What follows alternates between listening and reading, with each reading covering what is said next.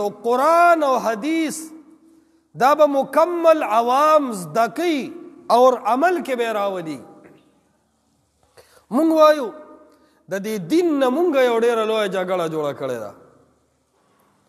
کني دین لنډ شی دی، یو خبره زه کوم دا الله کړې ده او یا رسول الله صلی الله علیه وسلم کړې ده، دې باندې پابندۍ لګولو ته څه ضرورت شته؟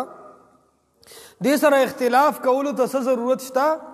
چې یو خبره الله او رسول الله صلی الله علیه وسلم کړې ده، د دې نه به ښایسته عمل څنګه وي او د دې نه به ښایسته خبره څنګه وي؟ او څوک چې د الله او د الله د رسول خبره باندې پابندي لګوي، په هغه عمل باندې پابندي لګوي، نو سوچ وکړه چې دا شر جوړونکی څوک دی؟ څوک چې د الله خبره کوي، د رسول الله خبره کوي، دې شر جوړي کنه چې څوک په پابندي لګوي دې شر جوړي. خو خلکو شر پسند نه پیژندل او یره اهل الحدیث ډېر شر پسند دي، بس دا به خپل مسجد کې نه پرېږدي، دا به خپل ځای کې نه پرېږدي.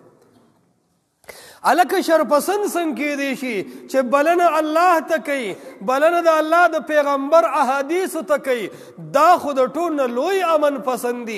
قرآن وایي ومن احسن قولا ممن دعا الی الله وعمل صالحا. د هغه چا نه د چا خبره ښایسته کېدی شي دعا الی الله چې هغه بلنه کوي د الله کتاب ته، وعمل صالحا اور عمل کوي د محمد رسول الله صلی الله علیه وسلم په سنت باندې. ځکه صالح عمل خو وایي دی تا چې د پیغمبر علیه السلام طریقه وي. دینه خوږ میشن د چا کېدی شي، دینه ښایسته خبره د چا کېدی شي، دینه به جامعه خبره د چا شي؟ الله او د الله پیغمبر ته رابلل دا د ټولو نه بهترین دعوت او بهترین منهج دی، او عوام هم د دې مکلف دي، علما هم د دې مکلف دي.